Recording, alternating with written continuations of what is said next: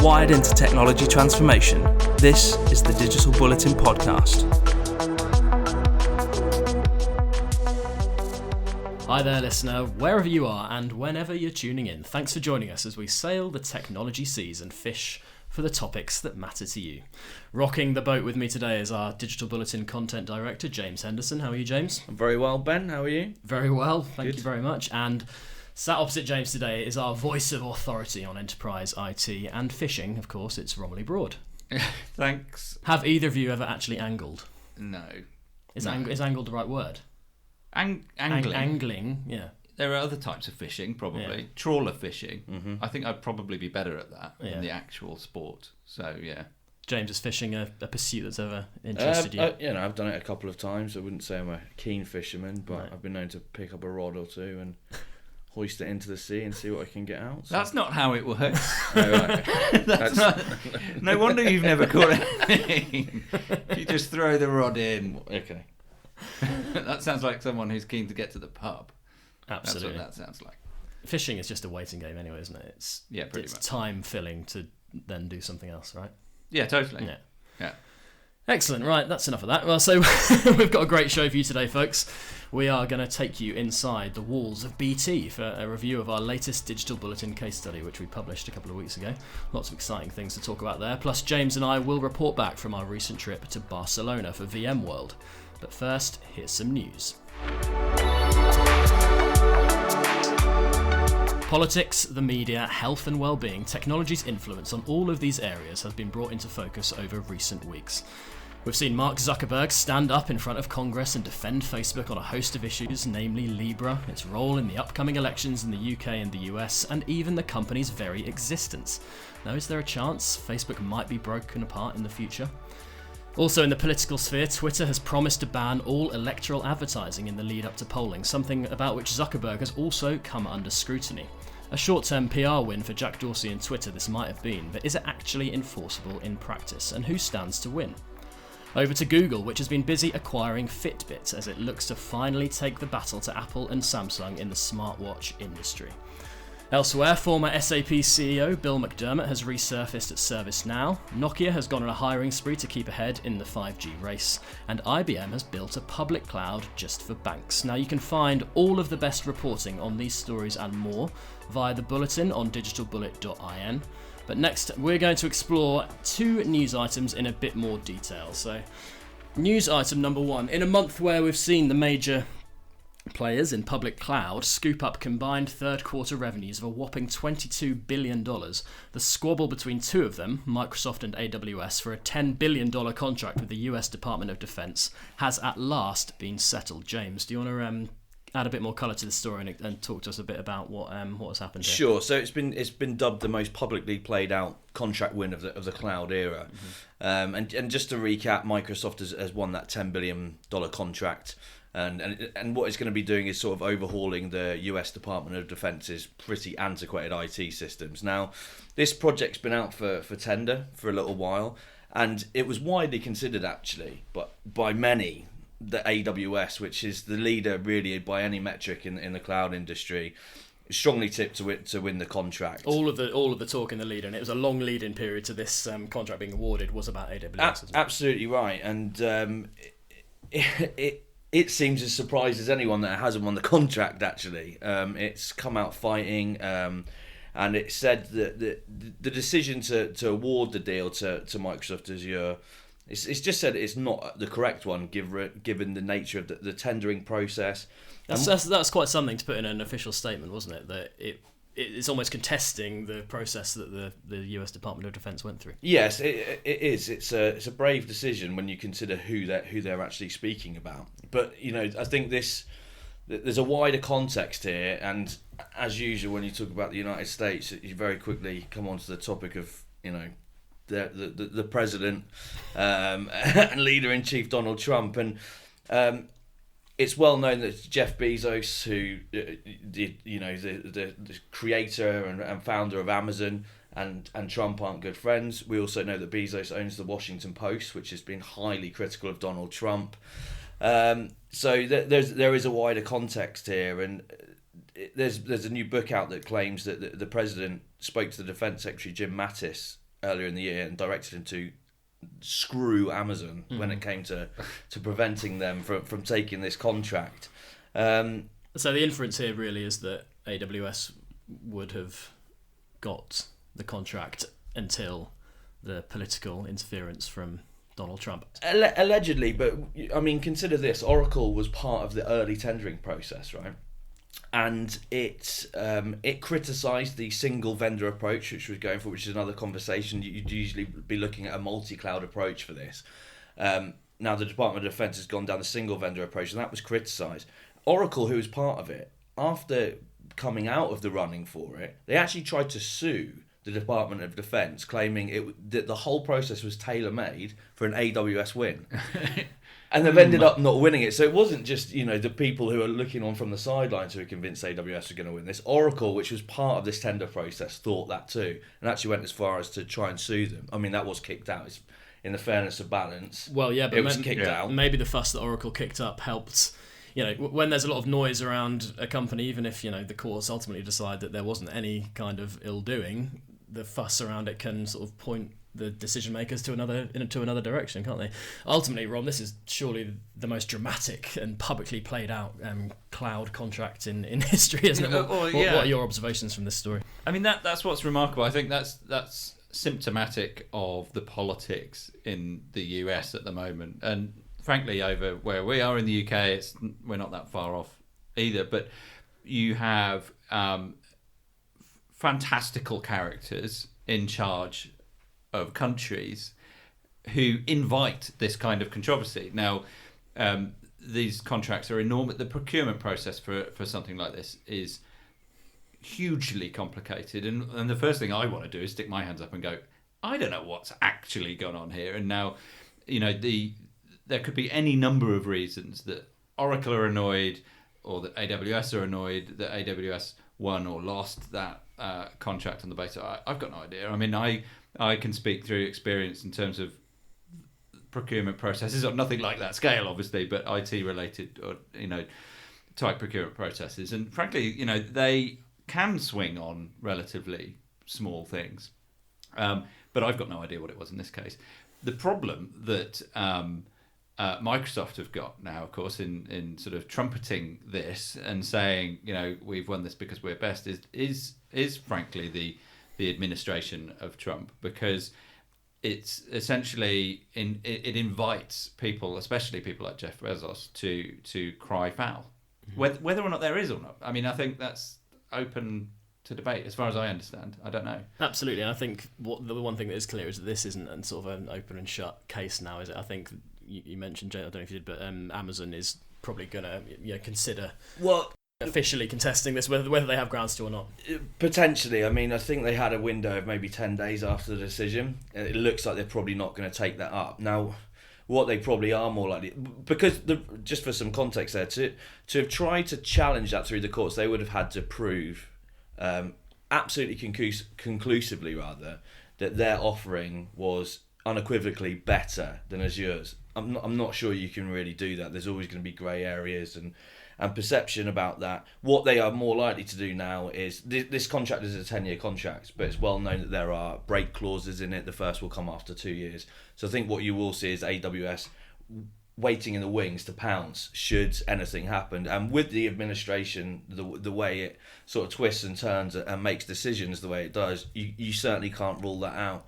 Just one more nugget of information on this, which I just thought sort of summed it up really, was that obviously the tendering process was a bit of a mess. So Trump asked his defense secretary, a guy called Mark Esper, to launch a review into the procurement process in the summer. And no sooner had he done it than he had to recuse himself, because his son works for IBM, which was part of the procurement process.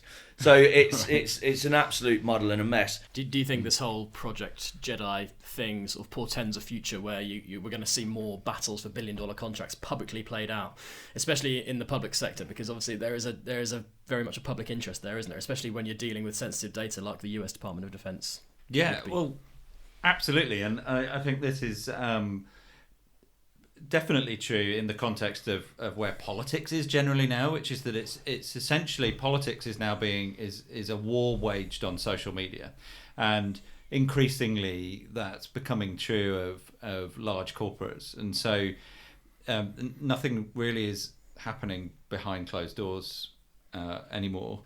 And James, as a journalist, obviously stories like this, usually, IT contract awards are quite dry in there when you're trying to spin a news story out of them. But this has been a great story, isn't it? Oh, there's just so many moving parts to it. It's amazing, and it goes to the very heart of the US government, which there's just writes its own stories for people. Journalists don't really have to work that hard when they're dealing with the Trump administration, do they?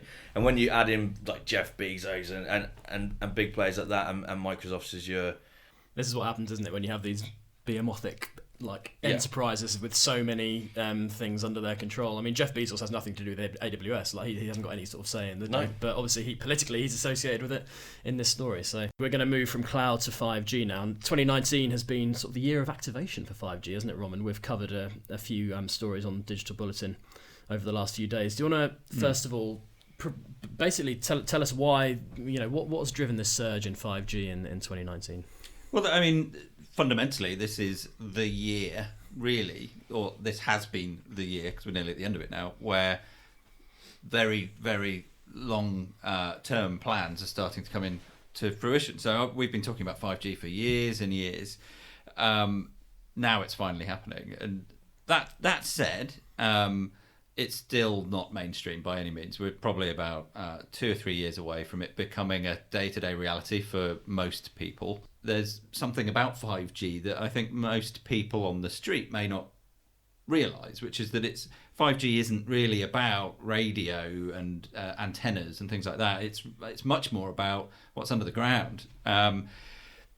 It may help to just define briefly what 5G actually is. I know our audience probably knows a lot more than we do about what it is, but we might as well just explain. In very basic terms, 5G represents hugely lower latency. So, how quickly information can pass from one place to another, and much higher capacity. So you can get an awful lot more information down the pipe more quickly than with, say, 4G.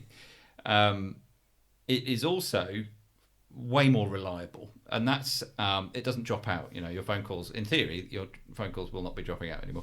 That's probably the most important thing about it. So 5G is different to 4G in the sense that 5G is happening because of the needs of machines.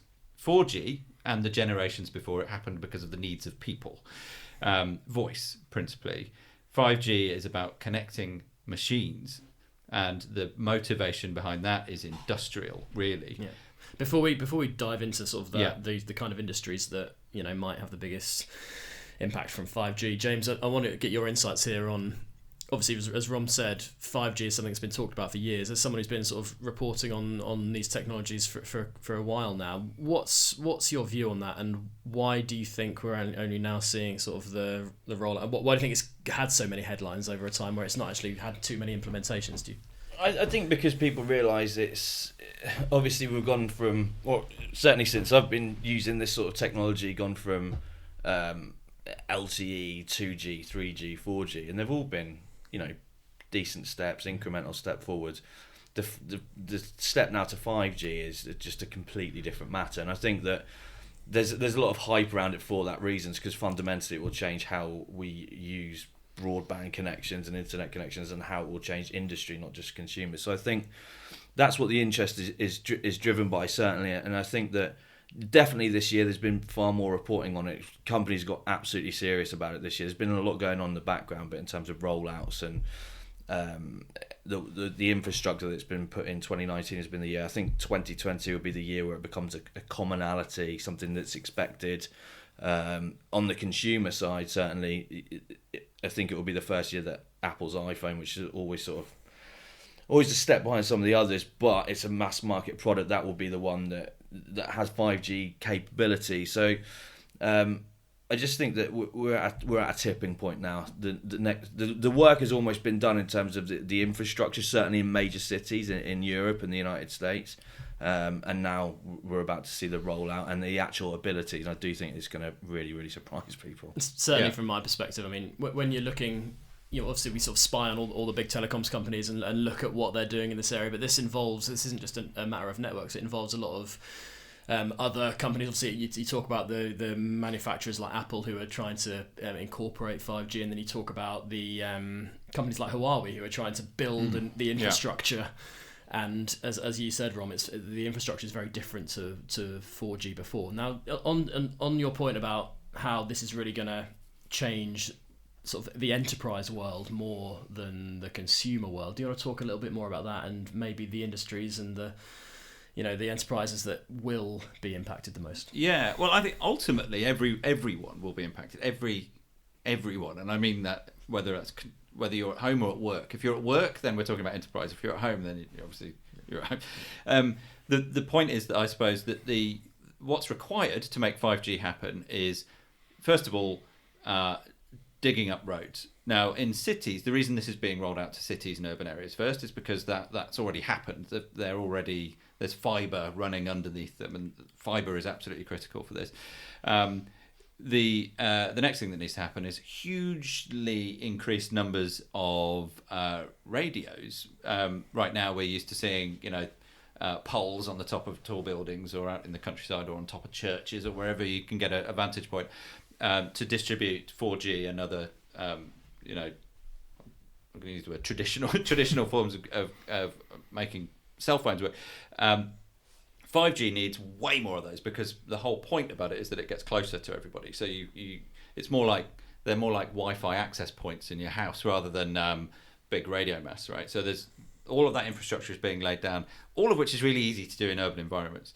Now, once that happens, you're essentially digitizing your physical environment, all of it, and it enables that because you've got all that hugely increased capacity and you've got the lower latency.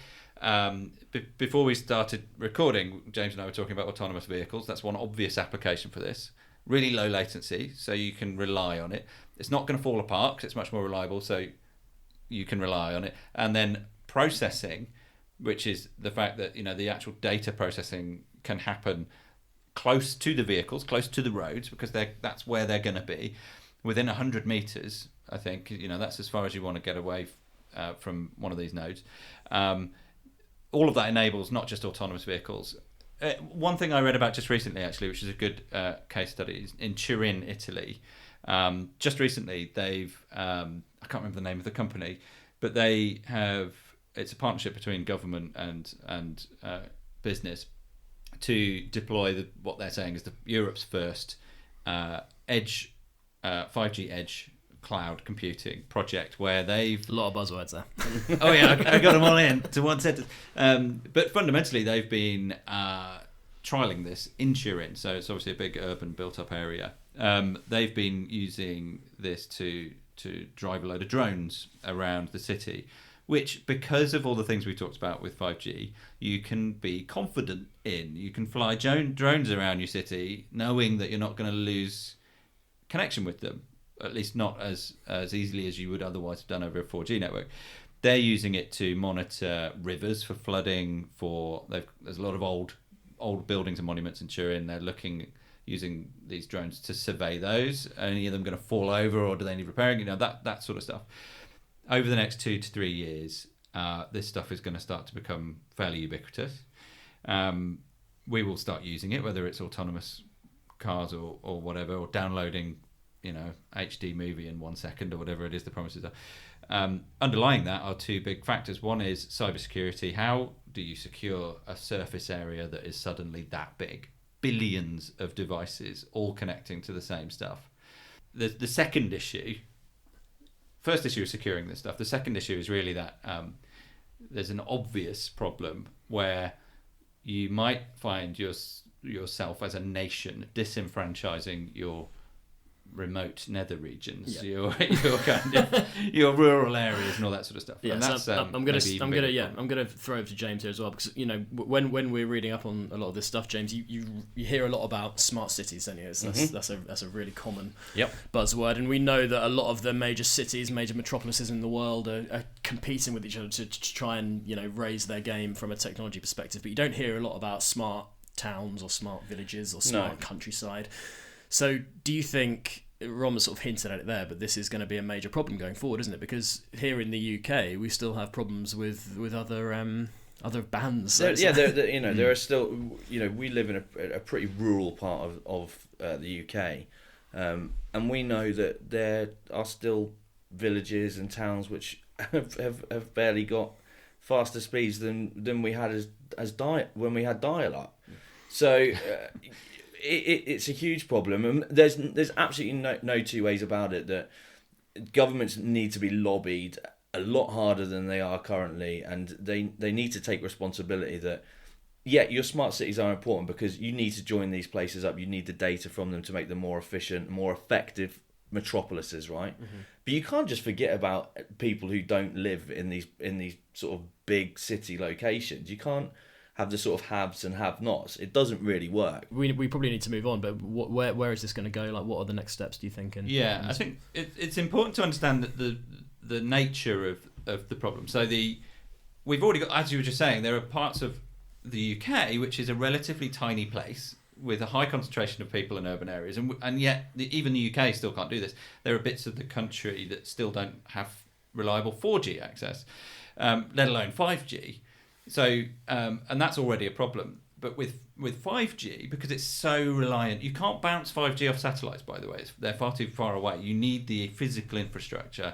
And the difference between 4G and 5G is so big that there's a real risk that parts of the country that are already disenfranchised are going to become even more disenfranchised and even further away from that problem being solved than we have now. Right, we must move on. Obviously, 5G and cloud, the two topics we've just discussed, are going to envelop us even more in the future, so there's no doubt about that.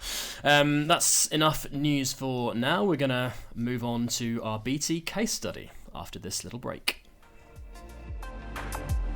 Find us as Digital Bulletin on LinkedIn, Facebook and Instagram, and at Digi_Bulletin on Twitter. So let's dive into our case study discussion. Now, you may remember that last month on the podcast we touched on the topic of intelligent automation in the public sector. Now we're going to look at how automation is being deployed by BT, one of the biggest telecoms providers in the world. We were lucky enough to be invited to BT's site at Adderstall Park here in the UK, where it does a lot of its innovation work and which has been the hub for its implementation of RPA, or robotic process automation, over the last 3 years. Lee Fevier is BT's principal solution architect for intelligent automation and has overseen deployments which has so far saved 20,000 hours of manual work inside the company. Here is Lee as part of our exclusive interview explaining his wider vision for automation at BT. BT, when in 5 to 10 years, when we've achieved and exceeded our automation ambitions, will be a more efficient organisation. It will be a better organisation to work in. Employees will have more interesting jobs to do, and some of those jobs, it's not just about freeing up hours so they can do more of their current job. When we get really big scale in our automation journey, there will be a lot of jobs out there working with the robots themselves. So there are new jobs being created by the automation. So I see BT becoming a more interesting place to work. I can see us I'm very hopeful that we'll be a much more responsive organisation. We'll be able to do what we do faster, which will lead to hugely improved customer experience and ultimately shareholder value. So we'll have people doing what people do best, and then robots doing what robots do best, the more mundane and repetitive work. But as we grow at scale, I'd like to see a place where actually our digital workforce and our human workforce are actually working side by side collaboratively. It's not just there's RPA and it's a solution, but we truly have a digital workforce that are handing tasks back and forth between the human workforce and kind of working in perfect harmony, so to speak. Now, Rom was our man on the ground at BT. Rom, was this vision of harmony between human and digital workers that Lee speaks of something that you were convinced by after you spent time at BT? Yeah, actually, I was, and Lee's a convincing leader in that regard. He's tasked not just with understanding the nuts and bolts of the technology, which he's very well placed to do. If you read our article, you'll understand a bit more about his history, but basically he's worked at BT for 35 years or something, starting as a software tester, and he's been through just about everything you can imagine on a technology level since then. So he understands that, but then there is the challenge of communicating that to the people around it. BT's got 100,000 people working for it around the world, all of whom potentially stand to be impacted in a literal sense by this. His job is to convince them that this is a good thing, because if you read mainstream media, obviously automation in a very general sense is bad for people, but he is convinced that it's not. I'm convinced that it's not, having spoken to him and others. We didn't just speak to Lee, obviously we spoke to Martin Stevenson from Blue Prism and Luis Huerta from, I think I said that right, from Cognizant, who are both assisting BT in that journey. And the truth is, they're making people's lives far less grindy and horrible.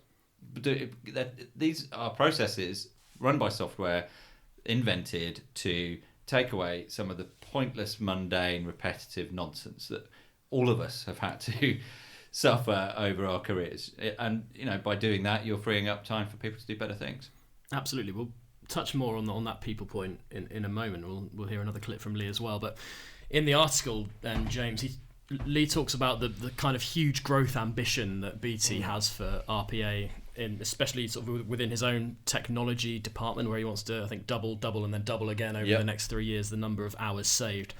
Now, from your experience, where would you rank RPA in sort of the list of the most sort of effective technologies that in business today? Because it is something that's really having an impact today, isn't it? Yeah, I think you could argue that it's sort of up there with cloud now, actually, in terms of how it's changing business and how it will change almost every area of industry, I think, or it certainly has the potential to do that. So I think that undoubtedly cloud has changed the landscape of the last 5 years. I think RPA is doing that now, is beginning to do that, and I certainly think that's on a real upward curve, that upward trajectory, when he talks about those sorts of hours being saved, going from 20,000 through to, I don't know, hundreds and hundreds of thousands.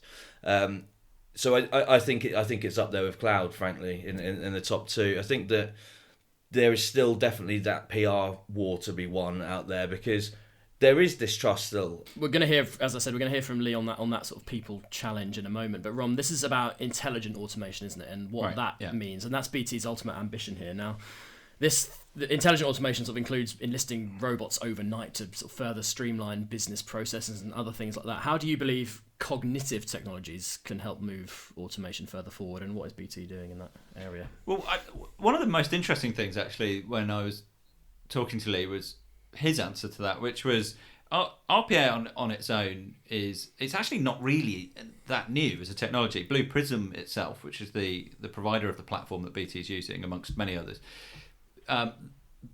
that Blue Prism itself was set up and went to market in the early 2000s, like 2001 or something. So, I mean, this has been going on for ages. It's only now actually facilitated by things like James is talking about, like cloud and whatnot, where you can actually start to leverage vast, ubiquitously available data sources, etc., to make this stuff kind of really, really powerful. That in itself is a very useful technology for driving efficiency and, you know, as Lee would put it, improving people's working lives. But it's not cognitive, it's not intelligent. So on top of that, you're looking at AI and machine learning and some other flavours of cleverness. But Lee admitted they're really right at the very beginning of that journey with AI, because it's he's extremely cautious about it. Rightly, in my humble layman's opinion, which is to say, AI is an easy buzzword to throw around. If you've got data, AI, it's a solution for some problem that you actually haven't identified. BT is currently talking to a whole bunch of different vendors with a whole bunch of different ideas, and they're just bringing that together now. Ultimately, the goal, obviously, is to allow RPA processes to make decisions, to take actions without necessarily needing to be pointed in the right direction all the time by people. I mean, that's a very simplistic explanation, but that's fundamentally what it is. Now, as we've discussed, automation comes with its own challenges, principally around the impact it has on people. Now, Thevia spoke candidly about the road humps BT has faced on its journey, and he is adamant that RPA doesn't always have to be the answer. It's very important to be quite critical about what to automate and when. So it would be quite easy to just throw the net out there and say, find every process that people do. Is it repetitive? Is it data driven? Right, let's automate it. That's not necessarily always the right approach. Sometimes we have to do a bit of that to get some momentum. But really, the right answer is to look at the efficiency of the process itself first of all. Is the process actually being done well manually? If it's not, there is a question to be asked that says, should we actually fix the process first and then automate the then more efficient process? Again, sometimes it might be the right thing to just say, automate what's there, it's low-hanging fruit, just get rid of it. Sometimes, though, there is a benefit in actually making the process more efficient first, at which point we may then decide it's good enough and there's no need to automate it, and that's fine as well. In my view, as a team, the mere fact we've gone in, we've assessed the process, and then we've made it better, the fact that there isn't a robot sitting across it, we've added value to the business. They're now spending many less hours doing what they were doing before, so everything is good. Now, Rom, Lee was upfront about this particular challenge and quite a few more as well when he spoke to you for the interview. What other challenges did he discuss? I know you made a thing of the sort of stakeholder buy-in that is required to implement automation. Yeah, absolutely. I mean, from one of the interesting things that you get out of that clip that we just heard was how sitting in the technology team as an IT practitioner along with his team, his primary goal, and I think this speaks to the whole thing more than anything else, his primary goal is to improve the lives of the other employees, other people who are at BT. Now, that can be achieved with technology or just by improving processes. Their goal is to make people happier at work, fundamentally. And so I think that more than anything speaks to the vision that BT actually has. It's got nothing to do with all the things that people get scared about. But anyway, in terms of the challenges, stakeholder management was the number one thing, and he was quite candid about it. He said, look, actually, this is something we've struggled with, and we're working really hard on that now. And there were a couple of major reasons that it was and is a struggle.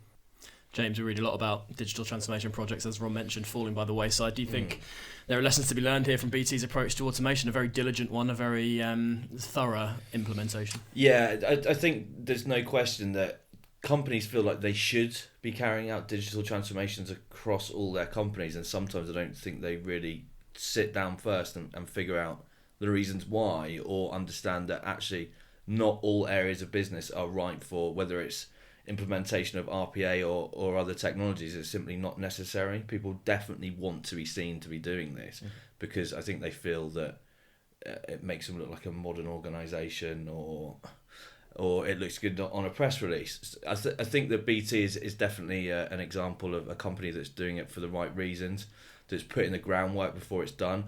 And we know that from speaking to executives and various studies and releases, that a company that doesn't undertake the proper groundwork, the buy-in of stakeholders, the buy-in of the whole C-suite, that attempts to go on these digital transformation journeys, they will fail. They will be hugely costly failures. So BT... It's particularly relevant as well with automation, isn't it? Because definitely the side effects could be quite bad if it's done badly. Of course, I think Rom said, they end up in a net loss. I don't think I can put it much better than that. But the sort of digital transformation highways littered with these failed projects, and a lot of the time it's to do with implementing technology where it's not necessary, not getting stakeholder engagement. And I think what we saw with BT, they've covered off those two bases, which are two of the most common mistakes that I've made. They've covered them off really well. And you'd have to think that going, down the line, that will pay dividends. If for some reason that project didn't work, it won't be because of those two reasons. It will be for something else. Now, just to finish up on this, I mentioned in the intro that Adderstall Park, which is where we went to do the interview, is an innovation hub for BT. And obviously, when you read a lot about innovation and digital transformation, you imagine digital hubs being these amazing places where the sort of creative environments which are really sort of impactful, but actually this was an office building where you've just got a lot of people doing a lot of hard work to make this stuff happen, and that's the real story, I think, of digital transformation, and led by someone like Lee, who, as we've said, is clearly very diligent and very thorough in his approach to this. Rom, how useful was it for you to get up close and personal to a huge company that is delivering such significant change through technology? What were your main takeaways? Yeah, it was fascinating. I mean, the location itself was interesting in that BT is ancient, relatively speaking, as a telco. It's, I think, the first in the world, really. But at Astral Park itself, it used to be an airbase where the RAF tested wacky old experimental aircraft. Now there's a whole bunch of big multinational tech companies on that estate that BT owns. It's a 1970s era office. I mean, ultimately, it looks like that as well. That what makes it work is the people in it, who are enormously multinational. There's people from all over the world in there. The pick of the bunch when it comes to talent. And what I took away more than anything is that there was no hipstery flairness there. There were no ridiculous throwaway gestures like football tables and all this other nonsense that attempts to portray an image of dynamism and innovation and all that sort of stuff. What there were rooms packed with incredibly clever people actually executing stuff at their desks and enthusiastically talking about it whenever you spoke to them. And that was digital transformation in motion, not in words, if you see what I mean. Yeah, and I think, that was, as I said, that was the main conclusion that I drew as well.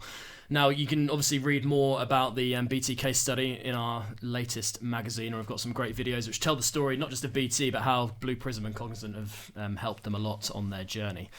But unlike these pesky software robots, we require a break and probably some coffee to reboot and refresh. We'll be back to talk all things VMworld after this. Power up your day with the Bulletin Brief, the latest news, insights and opinion delivered straight to your inbox. Subscribe now at digitalbullet.in. VMworld. Some of the world's leading authorities on cloud descended upon Barcelona earlier in November. But it wasn't just James and I who were there. No, seriously, we were lucky enough to be on the ground for VMware's All Singing, All Dancing conference, alongside more than 13,000 other guests and over 3,500 companies, all keen for a piece of the action. Now, before we hear my interview with VMware's Richard Bennett, James, obviously we were there, we experienced VMworld for the first time. Do you want to talk us through your sort of experience of attending an event of that scale, first of all? Yeah, I mean, I've attended conferences of the like before. But yeah, in terms of scale, it was very, very impressive. They took over the same conference centre that the MWC 19 exhibition is at, and again it was the biggest VMworld event they've had in Europe so far.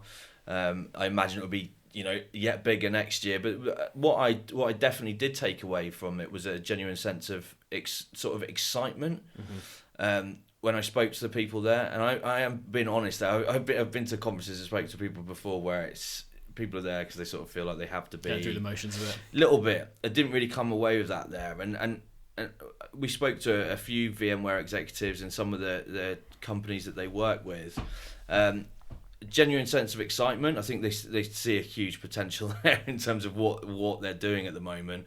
But also, I thought that the people I spoke to, there was a really sort of relaxed feeling about the whole place.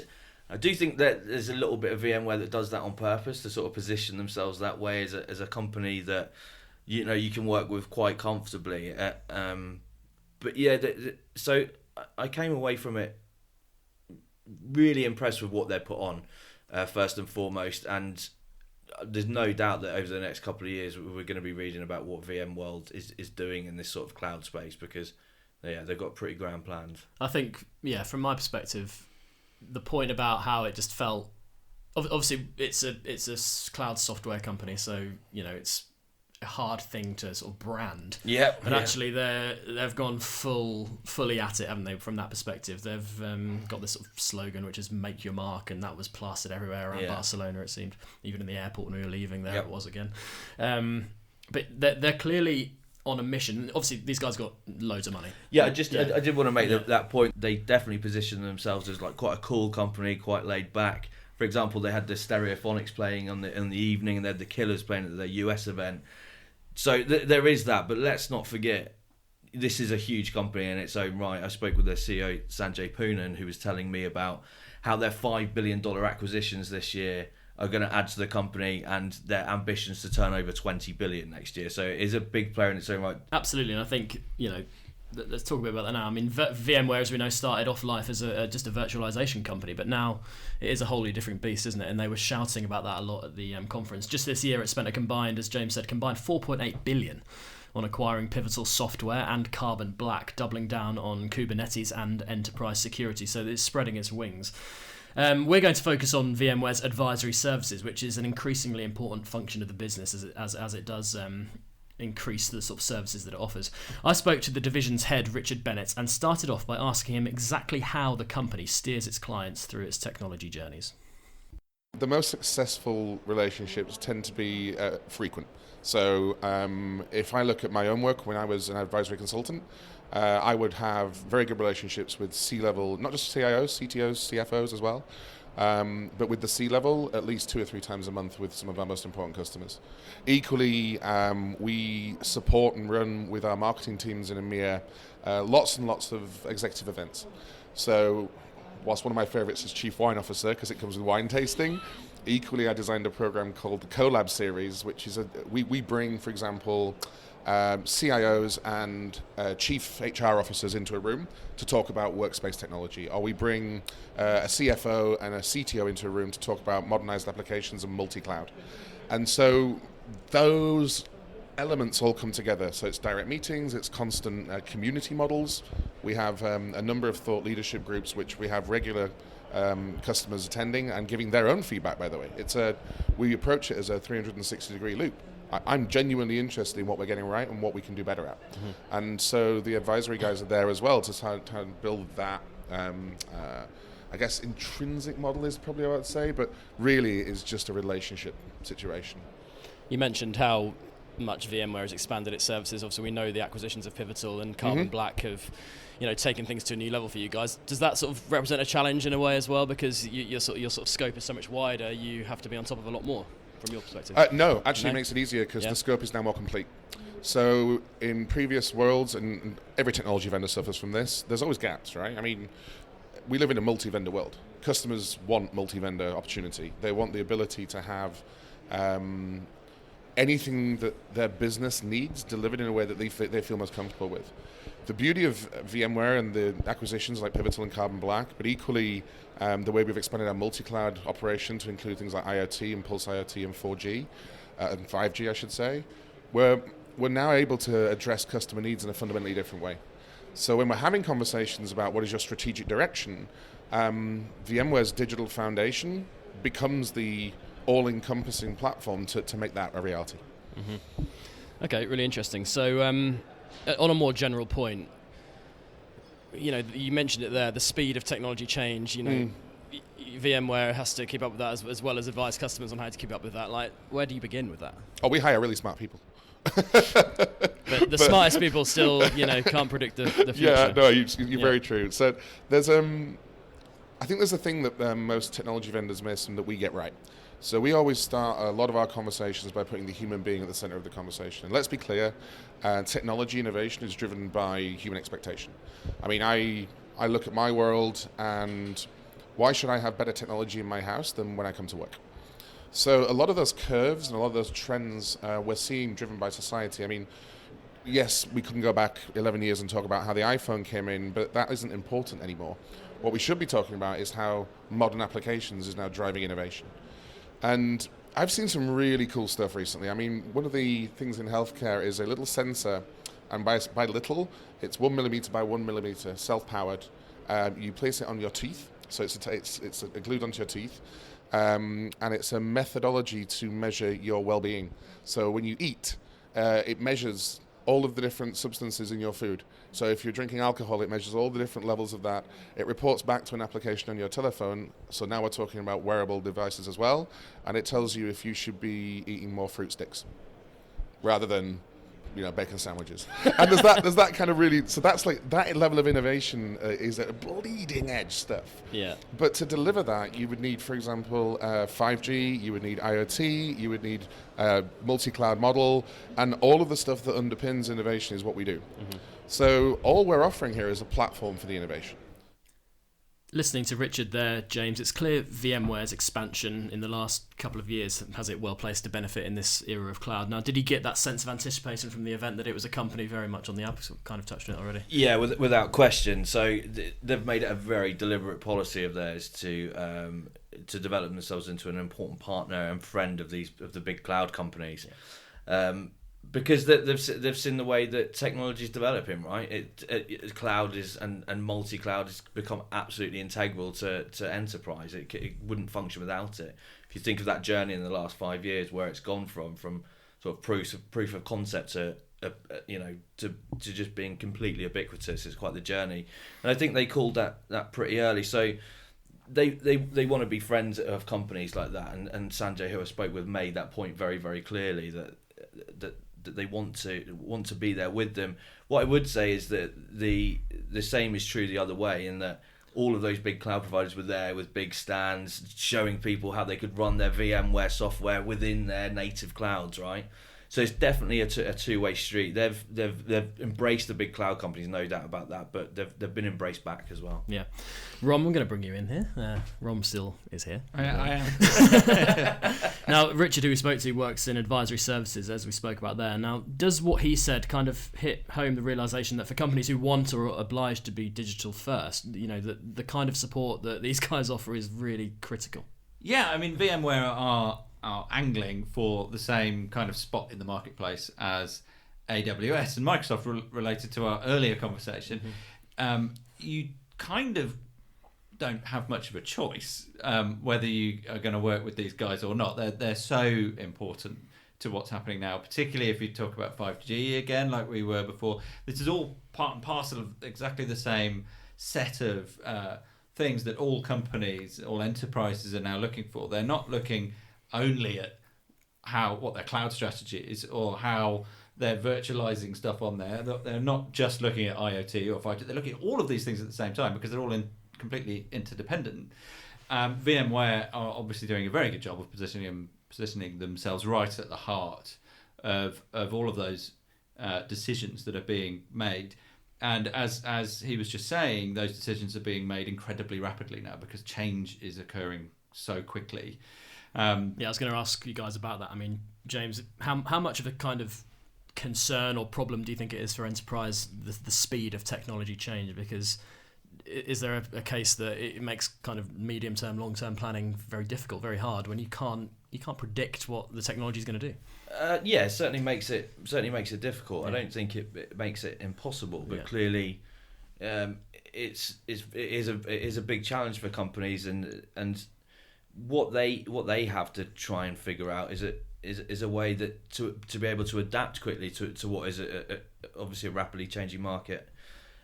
I think clearly businesses that aren't able to sort of pivot and be agile are going to struggle in what is going to be a sort of new enterprise reality. So Richard said it there, though. I mean, obviously technology is the talk, but his answer was people. They hire the right people, smart people. It always comes back to people, right? I mean, we spoke about BT, and Rob made the point. It's not about big shiny offices and technology for technology's sake. It's about marrying up technology and realizing its potential with really smart people.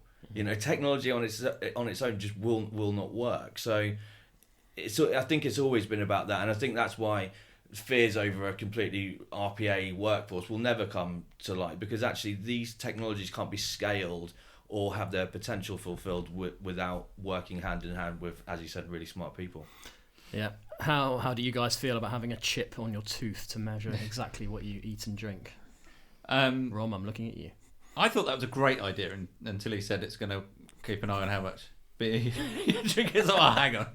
I can think of a couple of people who I don't want to know about that. But actually, generally speaking, what he's talking about there is the digitization of our world and ourselves. And in a an idealized kind of future, which doesn't actually feel that far away now, you can imagine all sorts of use cases like that. Now, you can apply sensors to yourself to improve your own health and well-being, as long as you can sort out the privacy conundrum there, because frankly, I would want to be in control of that data personally.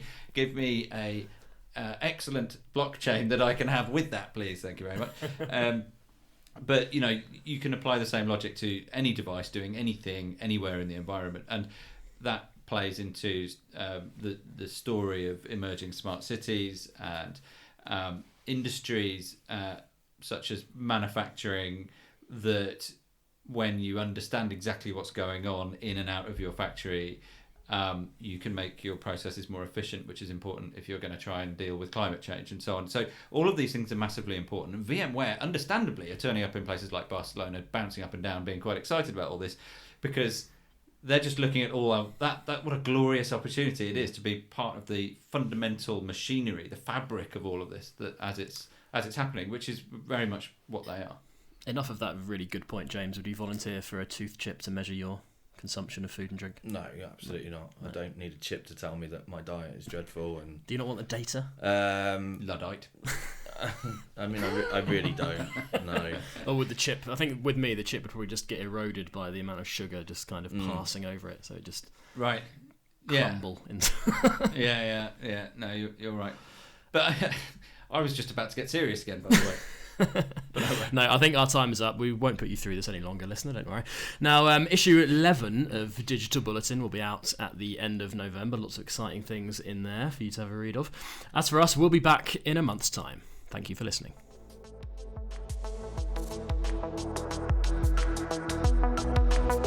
That was the Digital Bulletin podcast, brought to you by Bulletin Media.